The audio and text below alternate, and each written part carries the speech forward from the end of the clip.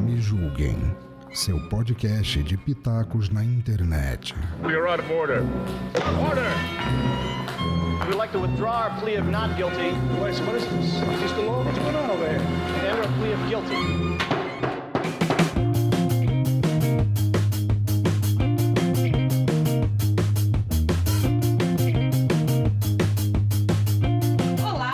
Lindas e maravilhosas, tudo bem com vocês? Sou eu, Cristiane Navarro, novamente aqui no mais um Me Julguem Podcast. Esse podcast acima de qualquer suspeita. Afinal, quem é vivo sempre aparece, né? Já faz um tempinho aí que eu não apareço com vocês, mas hoje eu trouxe a nossa maravilhosa Caroline. Errou! Pode ser Perrota, pode ser Vale, como você preferir. Caroline Perrota ou Caroline Vale com 2 L's. Carol, seja muito bem-vinda, ela que é psicanalista, né? A gente vai falar um pouquinho aqui sobre Setembro Amarelo, né? Caroline, se apresente. Eu só não vou dizer que dê a sua desculpa, porque o podcast Desculpa Qualquer Coisa é outro, mas aqui é Me Julguem Podcast, Me Julguem mesmo, porque aqui é assim mesmo, a gente não liga para o julgamento dos outros. Muito bom. Cris, muito obrigada, né, pelo convite, muito obrigada. Bem, oi a todos aí que estarão nos escutando. É uma honra estar aqui podendo falar de um tema tão importante quanto o que a gente vai falar, né? Eu sou Caroline Vale, sou psicóloga, psicanalista, né? Atuo aí na área clínica e também na docência, né? Dou aula numa universidade, no Centro Universitário Geraldo de Biase, na graduação de psicologia, e estamos aí, né, sempre nessa luta aí, em prol da saúde mental, buscando conscientizar cada vez mais as pessoas sobre essa importância, e vamos lá. Vamos embora. Para quem não conhece, Carol, eu sei o que é, né? Eu já estou me sentindo íntima, porque a gente já conversou aí, já faz mais de um mês aí, a gente está conversando direto, mas para quem não conhece, o que é o Setembro Amarelo? Explica pra gente. O Setembro Amarelo é uma campanha, né, brasileira de prevenção ao suicídio que começou em 2015. Foi escolhido o mês de setembro porque desde 2003, o dia 10 de setembro é considerado o Dia Mundial de Prevenção ao Suicídio. E aí iniciou-se essa campanha, né, aqui no Brasil, de prevenção ao suicídio. Ainda não é reconhecida por lei federal, tal como o Outubro Rosa e outros meses aí simbólicos, né? Porque é um simbolismo isso, no sentido de levar as pessoas à reflexão de uma causa. Então ainda não é reconhecido por lei, é reconhecido em Santa Catarina e em alguns municípios existe uma lei, né, que vai regular esse mês como o mês de prevenção ao suicídio. Mas já se instituiu no território nacional, então já está cada vez mais sendo falado, sobretudo agora com as redes sociais, amplamente divulgado, né? E a questão da cor vem por conta de um jovem, né, que se suicidou no seu Mustang amarelo. E aí os seus pais, né, no enterro dele, a partir daí passaram a distribuir fitas amarelas como conscientização de que para as pessoas que estivessem sofrendo o que aquele jovem sofreu, pudessem pensar e buscar ajuda, enfim. Então, essa é a história aí do Setembro Amarelo. E é para a gente falar sobre isso, um tema difícil, né? Um tema que muitas vezes a gente evita falar, porque muitas vezes essa evitação vem de uma certa resistência mesmo, de entrar em contato com essa possibilidade. Mas é muito importante a gente estar falando sobre isso. Sim, e até assim, as pessoas acham que... Eu vou usar um termo que aqui a gente fala pro povão. As pessoas acham que depressão é frescura, que fulaninho tá ali, ó, tá triste, não sei o quê, é frescura, o cara tem tudo na vida, tá com frescura. Não é, gente. E é importante falar aqui também que nem sempre quem tá sorrindo está feliz. Porque aconteceu casos próximos aqui, né, da região onde eu moro, de uma moça super sorridente e não tinha, assim, aparentemente não tinha problema nenhum, né? E aí, do nada, ela meio que ceifou a vida dela. Não vou dizer como, para não incentivar, né, as pessoas a não... Mas ela ceifou a vida dela e foi um choque, assim, para todo mundo, sabe? Então, como é que a gente... É o famoso a depressão sorridente? Seria isso, Carol, mais ou menos? Assim, na verdade, né, a depressão, ela é uma categoria, né, diagnóstica aí, que está relacionada ao suicídio, né, mas também não é uma ligação direta, todo depressivo vai se suicidar, ou necessariamente quem se suicidou tem depressão. O suicídio, ele também pode estar relacionado a diversos outros fatores e patologias também, né? Mas, em geral, envolve um estado depressivo, que é o estado da pessoa estar com seu humor ali bem mais caído, né? Uma questão da apatia, da disposição, ou outros sintomas que vêm que não necessariamente tá relacionado a essa apatia, mas, por exemplo, o transtorno bipolar, né? Que vai ter aquelas fases, uma fase em que a pessoa está muito eufórica e a fase que a pessoa cai. Então, muitas vezes... qual é o perigo do transtorno bipolar? A pessoa, às vezes, quando ela está muito caída, muito apática, ela não tem forças nem para se suicidar. Então, naquele momento ali, ela está ali, vai ficar muito, muito na dela, não se alimenta direito, não toma banho, não vive a vida. Quando ela começa a se levantar disso, às vezes esse é um momento perigoso, que ela sai dessa fase depressiva e, às vezes, está caminhando para uma fase eufórica, né, para a fase maníaca, que a gente chama, onde ela provavelmente vai cometer o suicídio, se for cometer. Então, às vezes tem a ver com isso, uma pessoa que você olha e não está propriamente depressiva no que é o clichê do depressivo, mas é nesse momento em que ela comete suicídio. Ou a própria pessoa que está em depressão, nesse processo de melhora, às vezes, né, em que ela se levanta um pouco, quando o suicídio pode acontecer também. Mas o suicídio, na verdade, ele está relacionado a muitos fatores, né? Isso que você falou aí, Cris, é muito importante, que é essa questão da percepção do que é a saúde mental. É muito recente no mundo e no Brasil o olhar sobre a saúde mental como algo importante, como alvo, por exemplo, de política pública. Né? Até bem pouco tempo a gente pegava as pessoas com problemas de saúde mental e enfiava dentro de um manicômio. Desde a década de 70, 80 que a gente vem, né, naquela questão da luta antimanicomial, e aí dando luz à saúde mental, diversos programas que surgiram de políticas públicas para dar lugar a isso. Porém, ainda muito recente, uma política ainda muito sendo construída e, por vezes, sofrendo retrocessos, como a gente viu já bem recentemente. Então, é uma luta constante para que a saúde mental seja vista, né, como alvo de atenção e de importância. Então, por exemplo, no SUS você tem a rede CAPS, né, que vai ser a rede que vai receber os pacientes com problemas mentais, mas por vezes você tem uma demanda que não suporta, né? A rede não suporta. E aí você tem as clínicas da família, que também vai ter psicólogo, psiquiatra, mas que também tem uma demanda que não suporta. Então, o acesso ao tratamento psíquico, seja por via psicológico ou psiquiátrico, ainda é um problema no Brasil, né?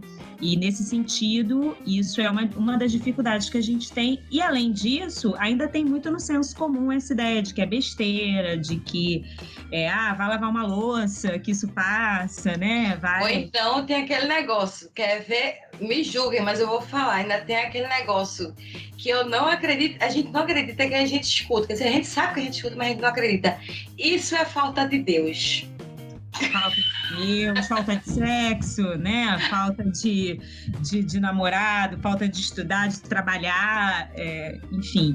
Que menosprezar o que é o sofrimento psíquico, que é algo que todos nós temos em alguma medida, né? Todos nós entramos em contato com algum nível de sofrimento psíquico na nossa vida, e algumas pessoas vão ter isso potencializado pelas experiências da sua vida, traumas vividos, momentos difíceis, uma situação de luto, né? A pandemia trouxe isso muito à tona, né? As dificuldades, as pessoas enclausuradas dentro de suas casas, as dificuldades dos relacionamentos se potencializaram ao máximo, as perdas propriamente ditas, né, pelas mortes.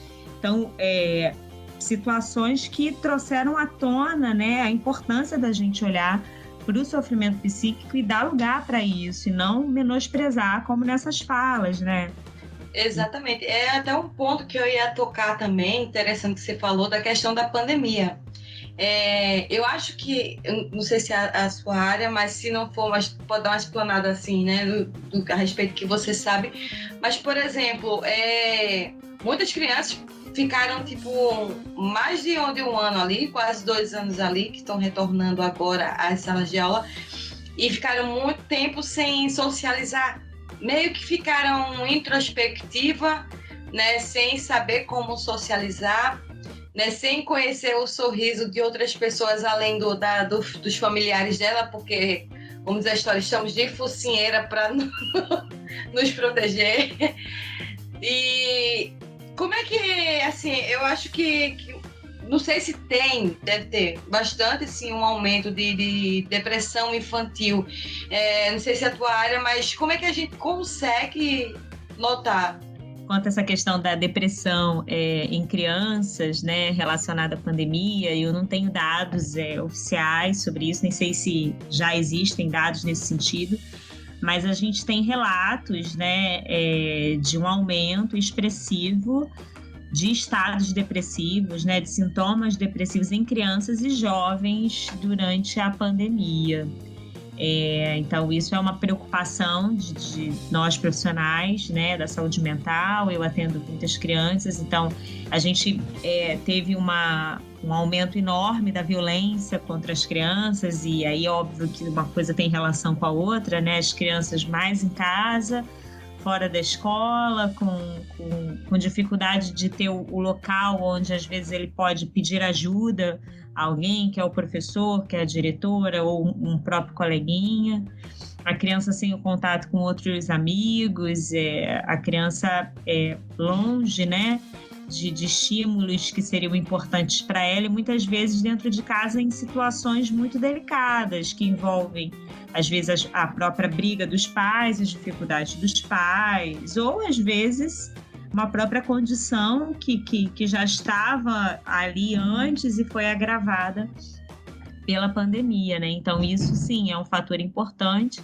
A gente tem um aumento expressivo da ideação suicida, né? Que é esse pensamento de se suicidar entre jovens, que nos preocupa muito hoje em dia, nos assusta. A gente tem, vou chamar assim, uma vibe meio depressiva entre os nossos adolescentes. Isso é muito reportado por professores e profissionais de educação, pessoas que trabalham com jovens, os profissionais de saúde mental. Então, é uma coisa que está colocada, aumento expressivo da automutilação entre os jovens e da ideação suicida propriamente dita, né? E entre crianças, eu não tenho esses relatos de aumento da ideação suicida, mas os dados de suicídio mostram que o suicídio de 10 a 14 anos é a 7ª causa de morte no mundo, entre crianças de 10 a 14 anos. E a 3ª é entre jovens de 15 a 29 anos. 3ª causa de morte no mundo. Então, é uma população que preocupa muito.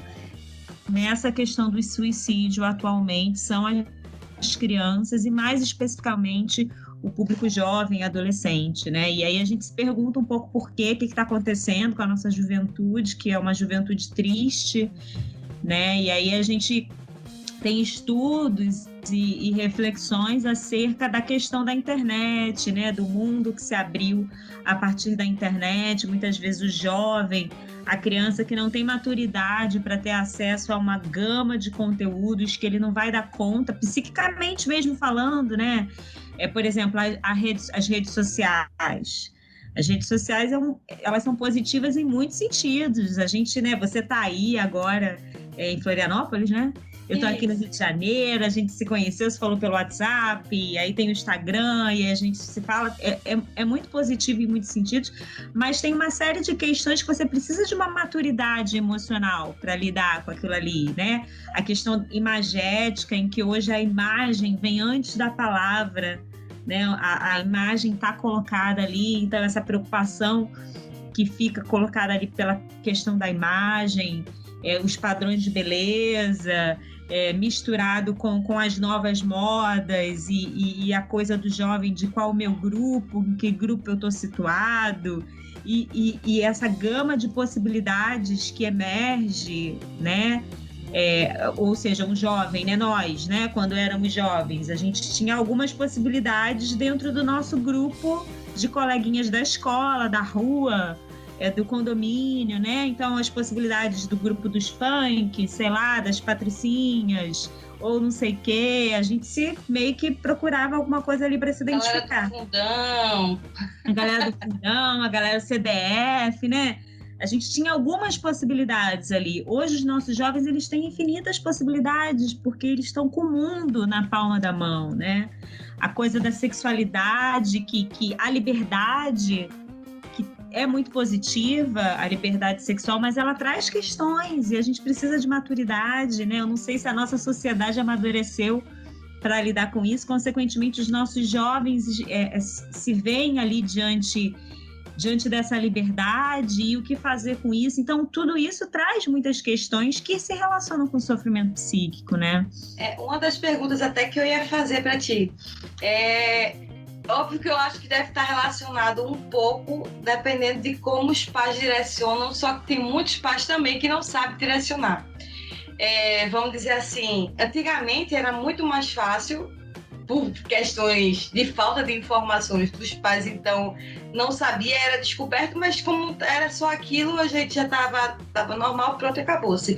Mas a questão da mudança hormonal hoje em dia está vindo muito mais rápido. Né? Por exemplo, eu menstruei com 14 anos, né? Mas eu vejo meninas aí que menstruam já com 8, 9 anos, já estão menstruando e são crianças ainda, se tornando, entre aspas, mulher, entre muitas aspas, eu digo fisicamente, pela questão hormonal, se tornam mulher, mas não nem de cabeça e nem de corpo, né? Formação de corpo, mas questão hormonal. E eu acho que isso traz uma confusão, porque tu imagina, a gente que já é mulher feita, vamos dizer assim, a gente não consegue controlar nossos hormônios, né? A gente fica menos de 30 dias ali para menstruar, tem o período da TPM e tem o pós-TPM ali, com as dores, com tudo.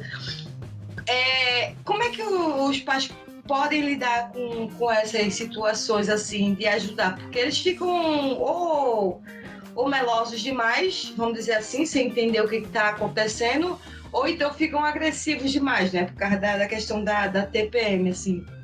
Olha, nessa questão química, eu acho que eu vou ter alguma limitação, né, para te responder, mas eu já ouvi dizer que a nossa alimentação, ela tem muita relação, né? Já vi alguns estudos dessa relação da alimentação com essa precocidade do desenvolvimento hormonal. Então, acho que tem uma questão aí com isso, e tem uma questão da própria estimulação sexual, né, em que as nossas crianças estão tendo contato com conteúdos sexuais, por vezes, precocemente demais, né? E aí vem a questão da própria estimulação, porque nós somos sexuais desde o dia que nascemos, né? Tá aí Freud e a psicanálise para falar da sexualidade, como essa força. Começa pela chupeta, né? Quê? Começa no seio, né? Começa no seio, na amamentação, o prazer que a criança obtém dali. Isso é sexual, obviamente, entendido, né? Que é o entendimento da psicanálise, que é sexual amplo, não é sexual relacionado ao ato sexual. Mas esse sexual como essa força que move a vida, né?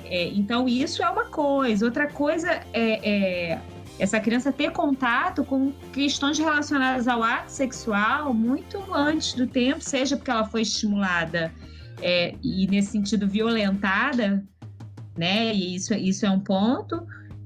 por uma outra pessoa, seja porque ela teve um contato, isso também é uma violência, por exemplo, a vídeos, a conteúdos, né, na internet, de algo que ela não vai dar conta ali, e que tem efeito no corpo, né, Cris? Porque o corpo da criança, ele tem ali a questão do sexual que está em desenvolvimento, e que isso vai acontecer na puberdade, que nas meninas corresponde ao início da menstruação, nos meninos a outros fatores ali corporais, mas por vezes essa criança que foi estimulada precocemente, ela vai ter aí esse desenvolvimento sexual precoce, e óbvio, isso traz questões, porque o encontro com o sexual, ele é traumático, né?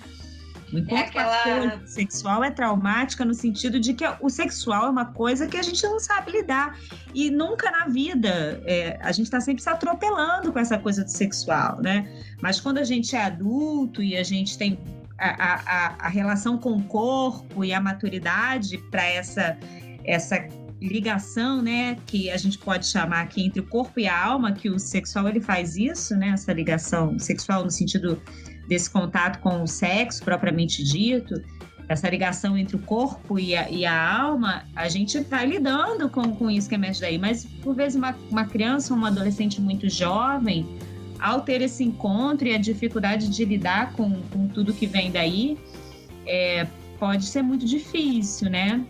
Pode ser muito difícil. E aí vem essa questão da liberdade sexual, que de maneira nenhuma aqui eu estou falando contrariamente a isso, de maneira nenhuma, mas no sentido de como que a gente pode estar ouvindo os nossos jovens hoje em dia, por exemplo, sobre isso. É uma coisa que é o que eu estou entendendo, é que, por exemplo, a criança de 10, 11 anos, ela não está preparada fisicamente nem emocionalmente. Eu acho que é por questões assim da maturidade, né? A questão de religiões, muitas vezes, da própria família, vamos dizer assim, de colocar o sexo em si como algo anormal, vamos dizer, fora da casa, porque é pecado, porque é isso, aquilo, outro. E que é uma coisa natural, que deve ser conversada naturalmente com a criança, até para ela não chegar no momento dela que ela é que vai decidir, o corpo dela vai decidir, a vontade dela, vamos dizer assim, com a alma em conjunto, é o que vai decidir a hora certa ou não. Eu acho que deve ser mais ou menos isso que você está falando, né? Exatamente. É óbvio que não é desse lado da religião que vai colocar a coisa no campo da proibição, e que isso também não ajuda, né? É porque eu tô falando assim, porque o que aconteceu comigo, né? A minha família, ela é de uma religião católica. Eu vou fazer bem aberta, que a gente pode conversar sobre tudo. Então fica tranquila. Vamos lá. Minha família, ela é católica fervorosa, né? Já da minha avó, ela era da adventista, vamos dar nome aos bois. E a minha tia, ela é da Assembleia, então, tipo, tem um misto de tudo. Porém, todavia, minha avó, que era mais idosa, era tinha a cabeça super aberta, assim, sabe? Ela era uma pessoa que tinha 80 e poucos anos e tinha a cabeça altamente liberal para a época dela. A minha mãe, ela é a mais velha dos filhos, mas era uma que tem até hoje as limitações dela e o que é que ela falava. Eu vou falar do jeito que ela falava antigamente, para mim, quando eu estava nessa fase de descoberta. Encostou, fudeu. Você engravidou. Então, essa falta de conversa que os pais não tinham com os filhos, que hoje está escancarado na internet e que ajuda bastante. Se souberem direcionar conteúdos e formas para os filhos, vão ajudar. Na minha primeira vez, o menino foi encostar em mim, eu fiz não. Aí ele fez o que foi? Eu digo, minha mãe falou que se encostou, fudeu. Aí ele começou a rir. Aí começou a rir. Quando foi daqui a pouco eu disse que foi. Aí ele fez, não é assim não. Aí ele foi me explicar o que era, pra você ter noção. Gente, revelação aí agora. caiam de rir. Eu sei que me julguem por isso, mas foi a verdade. Eu não sabia nem o que o homem ejaculava, Carol. Pra você ter noção, eu achava que camisinha o homem podia usar, guardar e reaproveitar. E aí é o que eu digo, aí na época também tinha aquele negócio de dizer, porque... Como é que se diz? Até na questão de Roma mesmo, Igreja Católica e tudo, dizia que o sexo, que esse sentimento carnal era pecado. Aí eu fico pensando, se era pecado, por que Maria teve um filho? Foi pela obra do nosso Senhor Jesus Cristo? Não tem como, entendeu? A religião, ela vai sempre... Enfim, voltar. É a forma, né? É a forma que é do campo das religiões, né? Mas deixa eu tentar me explicar com o que eu quis dizer com esse encontro com o sexual é sempre traumático, né? Que é uma questão da própria psicanálise no sentido de que para nós, humanos, é diferente dos animais, que essa coisa do sexual é dada e ninguém precisa falar nada, né? A cadelinha tá no cio, o cachorrinho tá ali, é uma coisa que acontece e não tem questão, não tem quero, não tem não quero. Mãe com filho, filho com mãe. Não tem gozei, não gozou, não tem nada disso. É uma coisa que tá escrita, é um script que se segue, tem a ver com a questão do instinto, né? No humano não é assim. Tem várias outras questões envolvidas e eu quis dizer que ele é traumático, não no sentido somente do trauma ruim, mas no sentido de que esse encontro com a coisa, com o sexual e o desejo sexual propriamente dito, é sempre permeado por questões, né? Não é um acesso direto e simples, né? É sempre permeado por uma série de questões, por mais liberdade que se haja, esse é o ponto. Por mais liberdade sexual que a gente vai ter, esse encontro sexual que o jovem vai ter ali na sua primeira vez, ele pode ser maravilhoso em termos das sensações físicas, mas ele vai estar sempre permeado por um certo desencontro, né, que há no ato sexual. Por exemplo, uma questão é essa, cada um goza numa hora, cada um vai, né? Tem o seu momento, cada um sente de um jeito. Então, por mais que estejam juntos e por mais que seja maravilhoso para os dois, tem um desencontro que está sempre dado na relação sexual humana. Né? E o jovem, ao se encontrar com isso, ele tem as questões dele, né? Ele vai ter as questões dele ali. Então, como que nós, adultos, e pais e pessoas que convivem com eles, vamos poder ouvir essas questões e ajudá-los nisso? Porque é basicamente isso, não basta dizer que pode fazer com quem quiser, quando quiser. Não é assim, óbvio que também tem todas as questões das preocupações com a saúde, etc., né, que precisam ser orientadas, o uso da camisinha e tal, mas para além disso, porque muitas vezes a educação sexual, até dos pais, vai ficar centrada nisso, usar camisinha e tal, não sei o quê, mas e as questões emocionais que estão relacionadas a isso, né? As sensações, as dúvidas, o que emerge desses encontros, né? Então, como que a gente vai poder ouvir os nossos jovens nesse encontro com o sexual, nesse encontro nessa relação que ele vai iniciar de uma forma diferenciada com o outro, porque o enamoramento, né? A paixão, o ficar, o crush, né? O contatinho, é uma outra forma de relação que até ontem o jovem não tinha, era todo mundo amigo ou família, e de repente surge uma nova categoria de pessoa, de ligação, que está relacionada à coisa do amor, do enamoramento. Então, como que a gente vai dar lugar para ouvir as questões que surgem daí, as questões que vão estar relacionadas à escolha do objeto sexual, homoafetiva, heteroafetiva, as questões de gênero. Então, veja quantas questões os nossos jovens têm para lidar hoje em dia e que muitas vezes nós não sabemos ouvir, né? Ou seja, ou porque nós estamos ligadas a esse ponto que você colocou aí da religião, que aí vai colocar tudo isso numa caixinha e dizer o que é certo e errado, ou porque às vezes nós não suportamos ouvir. Exatamente. Né? Então, como que a gente vai poder dar lugar aos nossos jovens em casa e na escola para eles falarem das suas questões aí relacionadas a isso e a outras questões que eles tenham, né? Por conta dessas questões de identificação que eu coloquei também, do grupo, qual grupo, a coisa da adolescência é muito importante, né? O pertencimento, qual grupo eu pertenço. e tudo isso. E óbvio que a pandemia elevou isso ao cubo, né? Essas dificuldades e a vida virtual ficou super intensificada. E a vida virtual, ela tem um componente em que a fantasia ela é também superdimensionada. Nós sempre se relacionamos de alguma forma com o outro pela via da fantasia, né? A gente sempre imagina nas nossas relações coisas sobre o outro, por exemplo. Ele gosta de mim, ele não gosta de mim, ele me olha assim, ele não me olha assim, né? A coisa do olhar, ele me olhou, ela me olhou, ela é minha amiga, ela não é minha amiga, ela olhou para o lado quando eu estava falando para ela. Coisas que nas nossas relações a gente vai imaginando sobre o outro. Mas no contato aqui, sobretudo, a conversinha do WhatsApp, essa fantasia superdimensionada fica muito mais difícil. A relação com o outro ficou mais difícil na pandemia. Que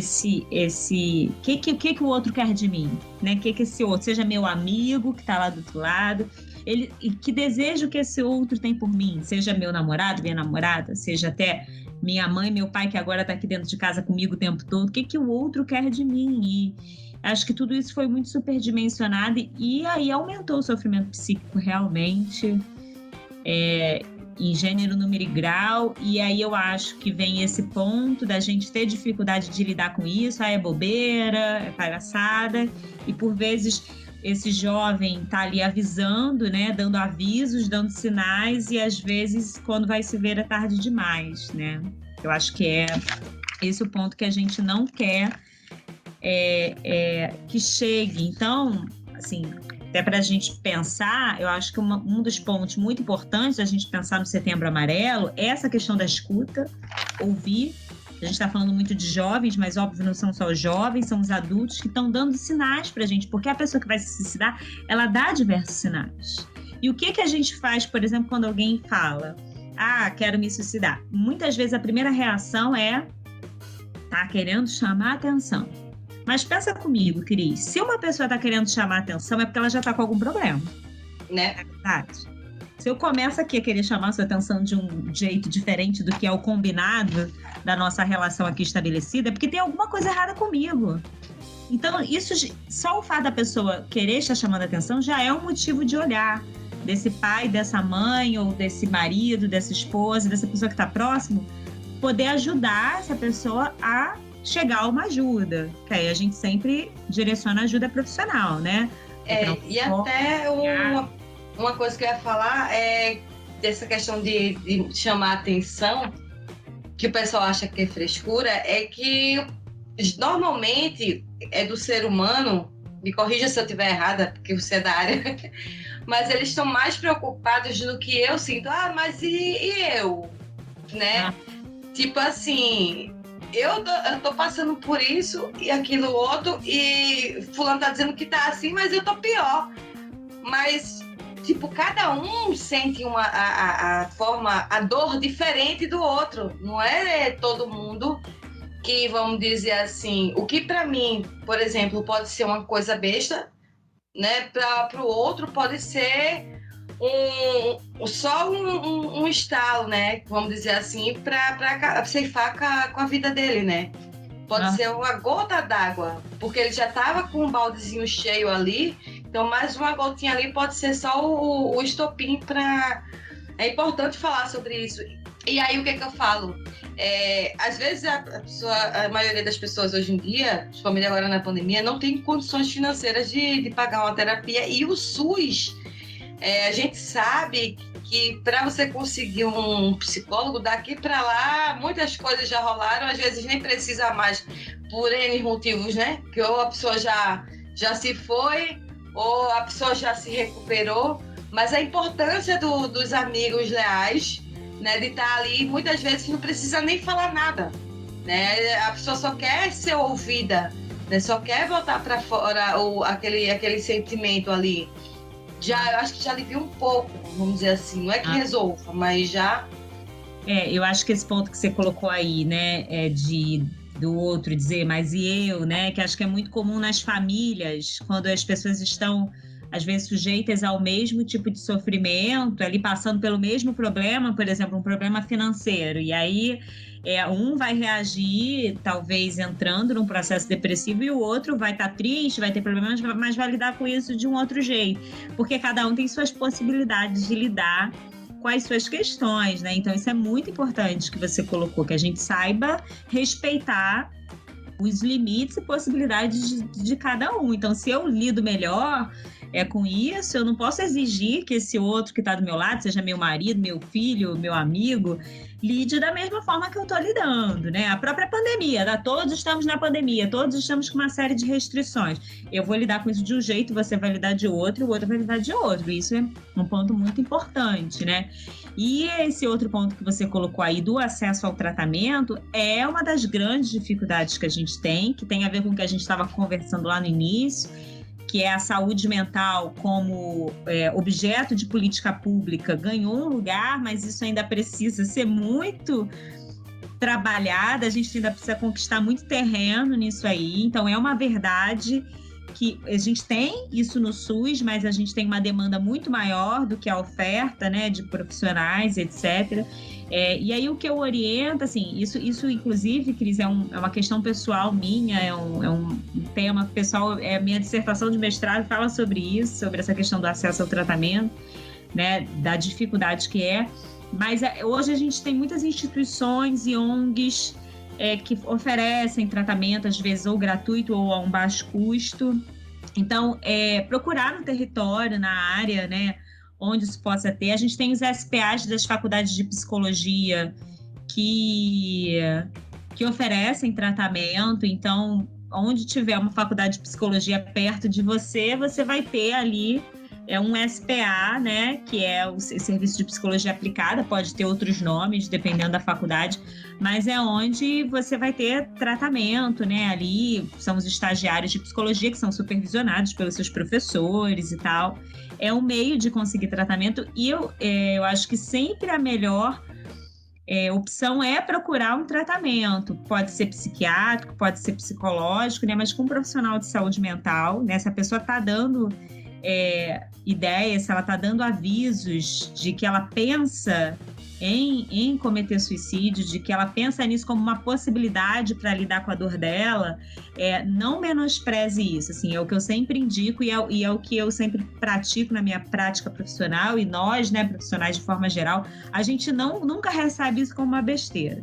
Se a pessoa falou isso, e é isso que eu falei, se ela está querendo chamar atenção é porque tem alguma coisa aí que a gente precisa ver, então a gente precisa ouvir. Esse sinal foi dado, então essa pessoa precisa de ajuda. E aí, se ela falou... É o grito de socorro. Se ela verbalizou, se ela escreveu numa cartinha... A gente, recentemente, na instituição que eu trabalho, recebeu um caso de um menino que ele escreveu no Facebook alguma coisa relacionada a isso, a professora viu, a professora foi ao conselho tutelar, o conselho tutelar conseguiu tratamento para o menino, né? Olha só, né? Ele botou ali um pedido de ajuda numa rede social, porque já devia estar num nível de sofrimento muito grande para fazer isso, e alguém escutou.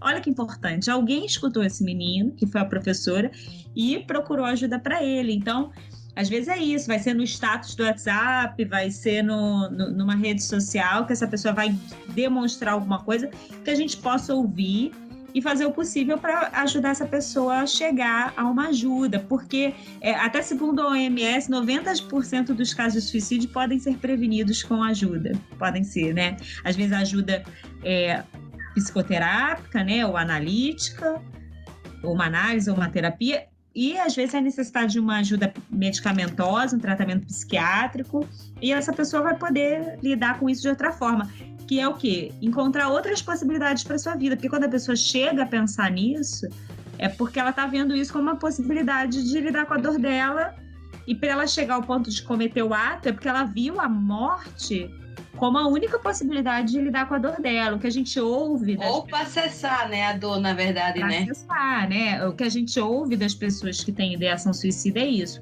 que muitas vezes elas não querem acabar com a vida, elas querem acabar com a dor, mas ao não encontrar outras possibilidades de lidar com essa dor na vida, elas atacam a própria vida, né? Então, como que a gente pode ajudar essa pessoa, e o tratamento vai ter esse lugar de ajudar essa pessoa a encontrar possibilidades de lidar com a dor dela, que não seja tentando cessar com a própria vida. Uma outra iniciativa muito importante, que é importante a gente citar, é o CVV, né? O Centro de Valores. Isso que eu ia falar agorinha. Eu estava aqui conversando contigo, mas já estava aqui, ó. O CVV. Procurando o cvv.org.br ou o atendimento, né, no 188. Isso. Pode falar, Carol. É um programa muito legal, inclusive são eles que incentivam aí essa discussão sobre o Setembro Amarelo, né? São pessoas que são preparadas e treinadas para ouvir pessoas em intenso sofrimento psíquico que estão, assim, pensando muito em se suicidar.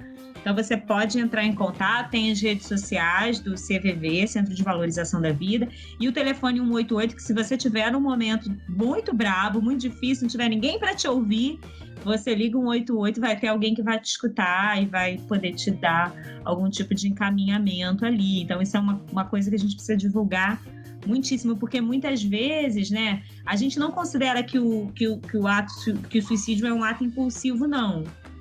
Que é sempre quando a gente vai ver, teve um aviso que foi dado antes. Mas muitas vezes essa pessoa vai estar ali num momento de intensa dor, que naquele momento ela já avisou, já deu a vida, ninguém ouviu, nada adiantou, e ela vai, naquele momento ali, ela vai recorrer a isso. Se ela tiver alguém para escutar ela, se ela tiver alguém que vai estar ali, isso pode fazer toda a diferença no momento, né? É um grupo de voluntários, né? Que eles se reúnem para ouvir as pessoas. Então, ele funciona 24 horas por dia, 7 dias por semana. Então, se vocês precisarem, gente, liga lá no 188, eles vão te ouvir. Se quiser agendar também pelo 188, eles agendam um atendimento também, não tem problema. Mas é porque eu queria conversar, mas hoje eu não posso porque tem muita gente em casa. Liga lá no 188 e agenda com eles, que eles vão atender vocês. É importante, muito importante, porque às vezes você quer pôr para fora, mas assim, você não consegue. É mais fácil você desabafar com um desconhecido que não vai te julgar do que com um familiar que conhece a tua história e mesmo assim ainda vai te julgar. E às vezes você não vai ter dificuldade justamente de falar com a pessoa que está próxima de você, né? Ou porque muitas vezes, por exemplo, você vai achar que vai causar sofrimento para essa pessoa, a gente ouve muito isso também. Não vou falar com meu pai, não vou falar com a minha mãe, porque ela vai sofrer. Ou porque você não tem espaço. Às vezes, as pessoas que a gente tem mais intimidade são as pessoas que a gente menos tem espaço para falar. Isso acontece nas relações e nas famílias. E aí, por vezes, é importante procurar uma ajuda de um terceiro aí que vai poder, né, ouvir e entrar. Uma coisa também que eu acho super importante falar, como a gente está falando na questão de crianças, adultos e crianças, mas principalmente por crianças, é que quando... que eu escuto vários outros pais, né? Dizendo, minha filha foi pro psicólogo, eu pergunto pra psicóloga o que ela falou, o que tá acontecendo, a psicóloga não fala. Eles não vão falar. Se você quisesse a atenção do seu filho, quisesse saber realmente, você teria construído uma relação diferente com o seu filho. Mas aí eu tenho uma relação super boa com meu filho. Tá, mas quando tu vai para um psicólogo, tu queres que teu psicólogo fale para Deus e o mundo o que está acontecendo dentro da conversa? A criança também tem os direitos dela, né? Ela precisa ser respeitada e não é porque é uma criança que os direitos dela não vão ser respeitados. Óbvio que aquilo que for de relevância maior, como uma coisa de atentado a risco à vida dela, ou algo que os pais não estejam percebendo e que está acontecendo com a criança, de uma relação que possa melhorar, que são as pontuações, né? Falando, acho que... lógico que o psicólogo vai estar entrando em contato com os pais e pontuando especificamente aquelas situações. Mas as crianças também têm os direitos de reserva dela também na psicologia. Isso é previsto no nosso Código de Ética, inclusive, né? O sigilo profissional é garantido, inclusive, a crianças e adolescentes. E até porque, né, para os pais que estiverem nos ouvindo entenderem isso, quando eu recebo uma criança como meu paciente ou um adolescente, ele é o meu paciente. Exato. Por ser menor de idade, haverá o acompanhamento com os pais. Os pais precisam autorizar, né, que a terapia ou a análise aconteça, eles precisam acompanhar. Porém, eu preciso construir um vínculo com aquele paciente. Então, se eu sair contando tudo que ele me conta, principalmente com o adolescente, eu vou perder isso. E aí o tratamento foi por água abaixo, né? Se eu Principalmente com o pai e com a mãe, um adolescente falando coisas para mim e aí eu vou contar tudo que ele me falou para a mãe dele, ele nunca mais vai contar nada ali na sessão, né? Então, a gente faz isso por um direito que é garantido às crianças e adolescentes, tanto no Estatuto da Criança e Adolescente, quanto aí, falando da psicologia, no nosso Código de Ética Profissional. Mas a gente também faz isso para manter o tratamento, para manter o seu filho em tratamento. E é óbvio que, como você falou, aquilo que é mais importante, a gente tem casos previstos de quebra de sigilo, por exemplo, questões que envolvam a violência contra a criança e adolescente ou algum risco para a sua vida, é um caso de quebra de sigilo. A gente pode falar, né, sobre isso, seja para o pai, para a mãe ou para as autoridades, o conselho tutelar, por exemplo, né? Mas, em geral, as questões ali que envolvem, a gente vai falar com os pais exatamente o que é necessário para o acompanhamento da criança. Mas isso que você colocou é um ponto muito importante, que muitas vezes muitos pais têm dificuldades mesmo no tratamento, né? Exatamente. Eu falei justamente por isso, e por isso também poucas pessoas atendem criança. Eu atendo muita criança. Acho que é mais por dificuldade de lidar com os pais. Mas isso é uma construção, né? Acho que com o tempo, no início eu tinha mais dificuldade, depois a gente vai entendendo que a gente precisa fazer uma parceria ali, né, de confiança, que os pais confiem e vice-versa, e a gente consegue trabalhar. É possível, assim, é muito importante o profissional também acolher as dificuldades dos pais, né, que, enfim, todos os pais têm, nós como pais, mães também temos, né, então é importante, assim, acolher. Agora, difícil a gente ver a criança crescer, né? Pai, né? O crescimento é muito difícil, e é difícil para todo mundo, Cris, é difícil para a criança. Acho que é mais difícil pra gente. Cada vez que a gente vê uma chupeta saindo, um pano saindo, a fralda saindo, a gente, meu Deus, cadê o bebê? Nossa, a criança já sai da nossa barriga num movimento em linha reta, para longe da gente. A gente demora a perceber disso, mas a criança também vai dando sinais disso. E por vezes os pais têm dificuldade de acolher, mesmo porque é difícil. A gente precisa estar elaborado psiquicamente para lidar, porque a criança ocupa um lugar imenso na nossa vida, né? E daqui a pouco, conforme a criança vai crescendo, esse lugar vai vagando. E aí, o que eu faço com esse vazio agora? Mas a gente precisa reconhecer que é uma dificuldade nossa e que às vezes é isso, eu vou precisar pedir ajuda. É mais nossa do que deles. Sim, com certeza. Eu queria fazer uma diferenciação aqui só sobre a questão da ideação suicida, né? Que é essa ideia relacionada ao desejo de morrer, né? O desejo de morte, em que a gente encontra isso de formas distintas na clínica.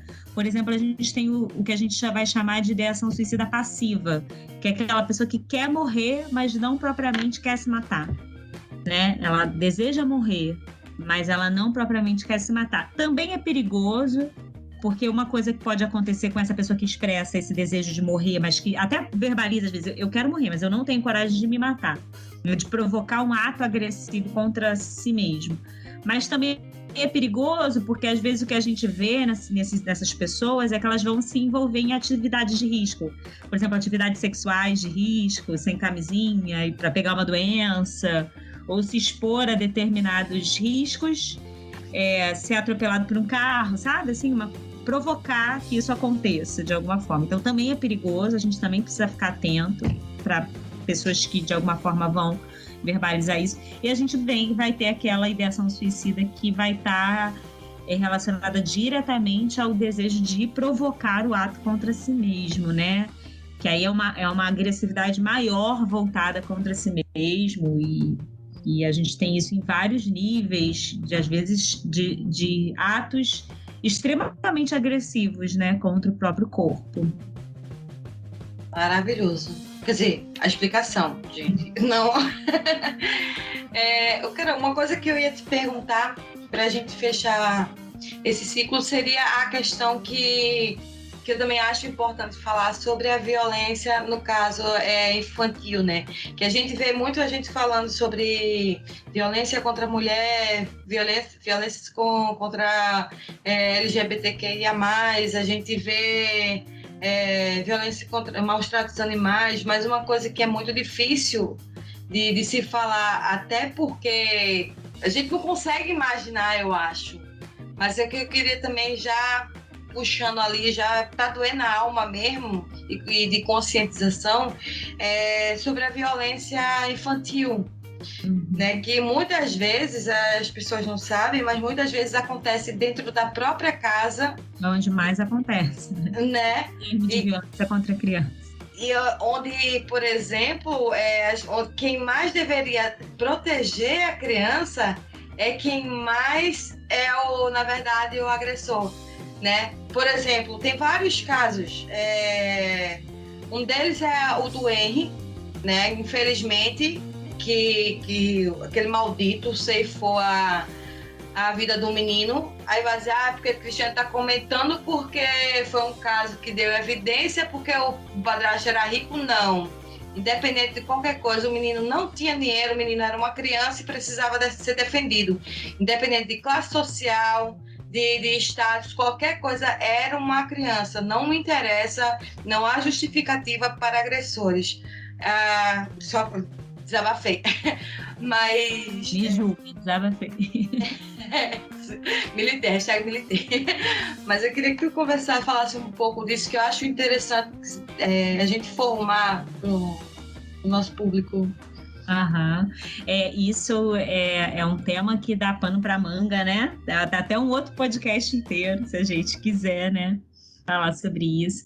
Mas eu acho que dá até para a gente relacionar mesmo, porque a violência contra a criança, ela está muitas vezes relacionada ao sofrimento psíquico infantil, à depressão infantil e até ao suicídio infantil, né? Uma criança que está ali exposta a uma situação de violência pode recorrer à morte aí como via para lidar e eliminar, né, esse sofrimento.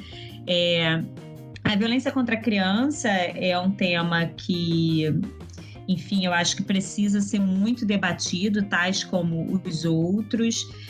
Vem numa crescente, na pandemia a gente viu isso crescer, né? Eu trabalho numa instituição que lida com crianças e adolescentes vítimas de violência, em geral violência doméstica, e a gente ouviu os relatos dos conselheiros tutelares e das pessoas que lidam com isso, do aumento, né?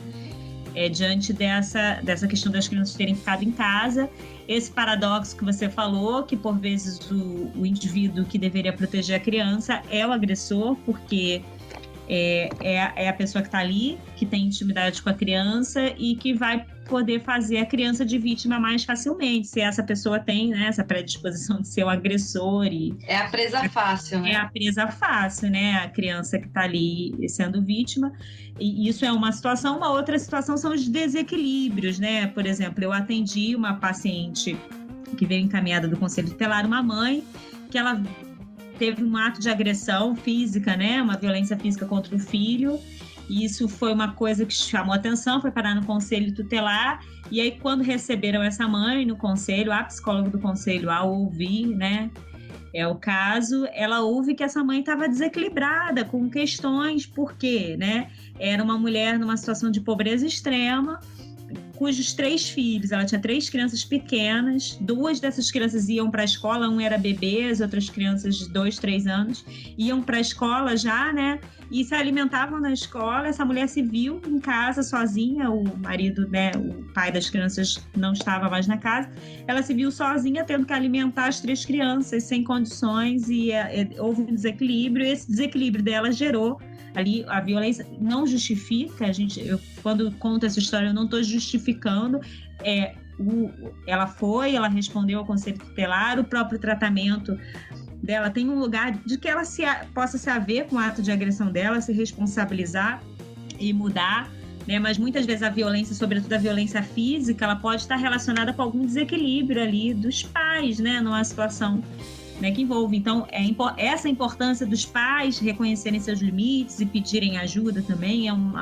É uma mãe que é depressiva, é uma mãe que está muito ansiosa, que está com dificuldades mesmo de lidar. Nesse relato que eu contei, tinha uma questão social envolvida. Era uma mãe que não tinha mais a escola para dar o almoço para os filhos e para estar com os filhos enquanto ela cuidava do bebê, e ela se viu ali diante disso, sem ter, né, como se resolver.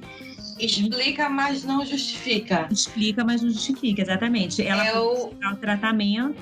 O que eu ia falar até é o governo em si, mais uma vez, o governo em si não ajuda, né? Eu fico aqui, por isso que eu sou revoltada. Hoje eu tenho vergonha da bandeira do Brasil, vou hashtag militar novamente, porque o Diacho que está na nossa presidência hoje, infelizmente, ele envergonhou a bandeira do Brasil. E qualquer pessoa que use a bandeira do Brasil vai ligar a imagem do Diacho que está lá. Mas o que eu digo é o seguinte, não existe hoje, por exemplo, política pública de creche em período integral, né? Ou chega em determinadas idades, as crianças não têm atividades extras na escola para que possa apoiar, dar um apoio, um suporte para que a mãe solteira, né, possa trabalhar e dar o que comer àquela criança, ou aquela criança ter o que comer. Ou então, por exemplo, nessa pandemia, botaram um tal dos kits de lanche aí, que não dá nem para uma semana, não. Do jeito que as crianças comem, a fase que dá, e muitas vezes a mãe tem 1 ou 2 filhos com um tantinho que tem, não chega uma semana, gente. Então, ninguém está pedindo para vocês darem, o governo bonito, ninguém está pedindo para vocês darem as coisas de graça. Lógico que Bolsa Família, essas coisas alivia, mas não é o suficiente. Mas para dar subsídios para que as mães tenham um suporte para que elas possam trabalhar, sustentar seus filhos. São políticas públicas que até existem, mas que precisam ter investimentos maiores, né? E essa questão da creche, da escola, na pandemia a gente está até hoje, né? Com essa dificuldade na educação pública, de que eles estão com dificuldade de retornar, de um retorno seguro, de dar essa garantia. Essa questão das políticas sociais aí relacionadas à subsistência, à alimentação, são várias questões, mas eu coloquei esse exemplo, né, Cris, para a gente pensar que essa questão da violência contra a criança, ela está relacionada a diversos fatores.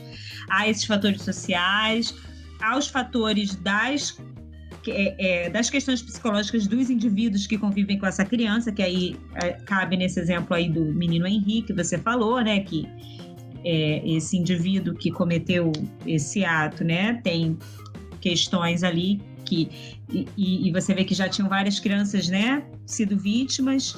E aí, o que eu posso dizer sobre isso, né, sobre a violência contra a criança, que é um pouco parecido com o que a gente falou quando a gente falou da questão da criança e do adolescente. Como que a gente pode escutar essas crianças? Porque se a gente pegar esse caso do menino Henri, a gente vai ver quantas crianças não foram vítimas desse homem.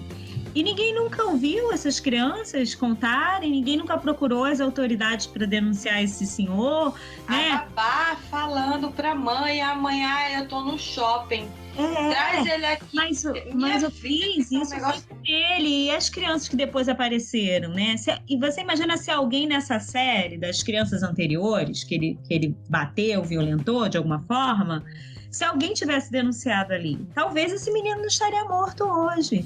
Então, como que a gente pode escutar as nossas crianças quando eles disserem que o tio bateu, que o pai bateu, que o pai botou a mão aqui ou botou a mão ali de uma forma que ela se sentiu inadequada? Como que a gente pode dar lugar e não achar que é coisa de criança, que a criança está exagerando, que é a mesma questão que a gente estava falando do suicídio. É bobeira, está querendo chamar a atenção. O problema é da criança, que é uma coisa muito comum que a gente vê na clínica com crianças também, que ela é problemática. Eu não tenho responsabilidade com isso. Essa criança, meu filho, que ele é problemático, né? Então, a gente precisa, os pais, os professores, os tios, as babás, né? Todas as pessoas que vão conviver com as crianças precisam estar atentos para os sinais que essa criança pode estar dando de que ela está sendo violentada, ou física, ou sexualmente, ou até psicologicamente. que é uma outra agressão que a gente não considera, mas que também é grave, né? Uma criança está sendo xingada, burra, você não serve para nada, você não sei... Que foi o caso do outro menino que eu não lembro o nome dele, que também foi ceifada a vida dele pela mãe e pela madrasta, que ele escreveu no caderno. Ela mandava ele escrever no caderno: eu sou burro, eu sou idiota, eu não presto pra nada. Diversas violências nesse caso, né? A gente classifica as violências, né? Mas quando a gente vai ver, uma violência física tem uma violência psicológica envolvida, a violência sexual também, por vezes tem a física e a psicológica envolvida.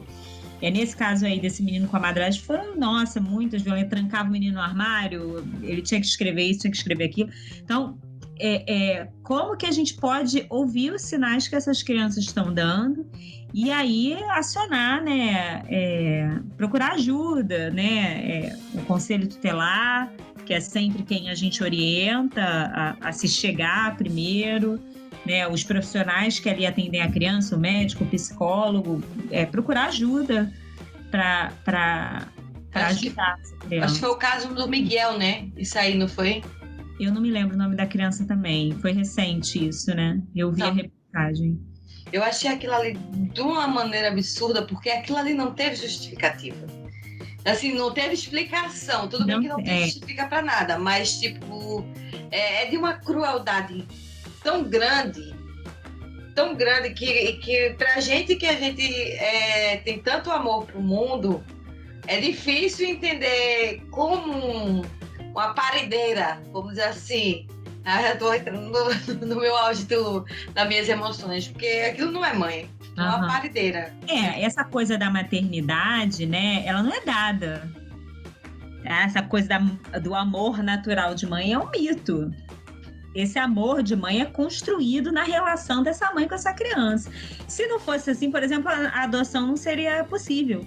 A adoção é possível porque a relação maternal ou paternal ali, né? Essa relação é uma relação construída de alguém que tem o desejo de ser mãe, o desejo de ter um filho, que são dois desejos necessários, né? O desejo de ser mãe e o desejo de ter um filho. E dessa criança também para com essa mãe ou com esse pai, enfim. É uma relação construída. Isso não é uma coisa dada, né? De início. E muitas vezes não é construída, como a gente vê nesses casos aí. Mas é importante você ter marcado isso, né? Porque você vê essas agressões repetitivas, que é diferente dessa agressão dessa paciente que eu citei. Foi um ato impulsivo numa situação de descontrole, que ela teve um ato de agressão contra a criança. Isso é uma coisa. Outra coisa é esse sujeito que está ali e repete essa agressão, né? É uma agressão de outro nível que tem a ver com a questão da crueldade aí, né? É um outro tema, né? Mas que tem a ver com isso, com essa agressão direcionada ao outro. Então, a agressividade, ela está em nós, de alguma forma. E aí a gente vai fazer muitas coisas com isso. Por exemplo, correr, malhar, gritar, sambar, né? Tudo a gente fazer sexo, né? Conversar, estudar. Tem agressividade envolvida nisso aí, que é uma agressividade que a gente direciona para um fim positivo para a sociedade. E tem essa agressividade que a gente vai direcionar ao outro de forma negativa, de forma ruim, que é agredindo o corpo do outro. E a agressividade autodirecionada, que é a questão do suicídio, né? Que a gente estava conversando antes. Então é isso, meus amores. Carol, muito obrigada. Eu queria agradecer imensamente a tua presença. Gente, amem mais, cuidem mais. Se vocês são pacientes com as pessoas da rua, sejam muito mais tolerantes com as pessoas de casa, que elas é que vão segurar a tua barra ali 24 horas por dia. E se não for a pessoa que vai segurar a tua barra, procura ajuda, liga no CVV 188, o link vai estar aqui na descrição no post aqui. E é isso. Carol, suas considerações finais, o que você achou? Que foi bom, foi uma porcaria? Pode falar à vontade. Eu queria agradecer muito, Cris, a experiência de estar aqui com você. Eu fiquei super à vontade, bateu num papo realmente com você, né? Eu acho que foi positivo, a gente acabou entrando em vários temas que não desconversam entre si, né? Então, para mim, foi muito positivo. Eu acho que o que fica, né, que eu poderia concluir de tudo que a gente falou aqui é a importância de escutar o outro, da gente dar atenção, ouvir os sinais, perceber essa pessoa que está do nosso lado, que muitas vezes, né, a gente vive a vida íntima muito afastada do outro. Íntima que não é íntima, né? O outro tá ali, cada um no seu mundinho e não se relacionam, né? Então, como que a gente pode olhar mais para esse outro que está do nosso lado, seja nosso filho, nosso marido, nosso pai, nossa mãe, né? E ouvi-los no que eles estão querendo nos dizer. Ser escutado é muito importante, Cris. A sensação de ser escutado é de extrema importância e só isso já traz um alívio para o mal-estar, você se sentir escutado pelo outro, que alguém te ouviu, alguém te deu um lugar, alguém deu importância para a sua questão, né? Então, eu acho que disso, tudo que a gente falou aqui, um ponto, seja criança, adolescente, adulto, idoso, é a gente escutar essa outra pessoa e pedir ajuda, né? Pedir ajuda, não tenham vergonha, né? A psicóloga é coisa de maluco, não tem nada disso, psiquiatra é coisa de maluco, não tem nada disso, somos profissionais da saúde mental, né? E saúde mental é uma coisa que está relacionada a todos os seres humanos, então não tenha vergonha, não tenha medo de pedir ajuda, procure no seu território ou a clínica da família, ou o CAPS, ou as ONGs, os SPAs, né, das faculdades, instituições de maneira geral que possam ofertar atendimento a vocês. Então é isso. Inclusive, só para pontuar o que você falou, Carol, os próprios psicólogos, eles fazem terapia por causa da terapia dos pacientes. Então, para segurar, eu tinha um amigo meu que ele fazia pelo menos, no mínimo, uma vez por semana ali. Eu faço análise, sim, sempre. A gente precisa, né? Todos nós precisamos, né? Sim, então, gente, Deus deu duas orelhas ali, uma boca com grade pra gente escutar mais e falar menos, ou falar mais de acordo com o que você precisar ali, mas a gente escutar também o irmãozinho ali que tá ao lado. Carol, suas redes sociais, contato, quem quiser entrar em contato contigo, quiser fazer terapia, consulta, pode ficar à vontade, o espaço é seu, faz o teu jabá. Eu tenho a minha rede social, isso é um ponto que o Marcos sempre fica bem no meu pé, né? Que eu preciso trabalhar mais nisso. O Marcos é o Marcos Tardim, né? É nosso amigo em comum, né? Isso, que já esteve aqui com a gente também. Quem quiser dar uma olhada ali no feed e tal, o Marcos Tardim também, a gente falou sobre depressão. Fica muito no meu pé que eu preciso melhorar nessa questão aí das redes sociais, nesse aspecto profissional. Mas, enfim, a minha rede social é @carolperrota. E aí pode mandar uma mensagem ali no direct por ali, a gente tenta algum contato. Vou deixar meu contato de e-mail também, se alguém quiser, que é carol_do_vale com 2 L's 99@gmail.com. Então é isso, meus amores. Vai estar aqui também na descrição, tá, do podcast aqui, vai estar no feed aqui, então quem quiser ouvir ou seguir, ouvir não, né? Quem quiser seguir, porque vocês não são obrigados a ouvir, me julguem por isso. Já chegou até aqui porque ouviu, mas vai estar aqui, então segue a Carol lá no Instagram e querendo entrar em contato com ela, manda uma mensagem lá pelo Instagram também, o e-mail dela vai estar aqui também. O Instagram vai estar linkado aqui, gente, e o e-mail vai estar aqui também escrito para vocês estarem entrando em contato com ela, tá bom? Muito obrigada, gente. Um beijo, um cheiro para todos e tchau, tchau. Beijo, Cris. Tchau. Este programa é uma edição de Hype Productions.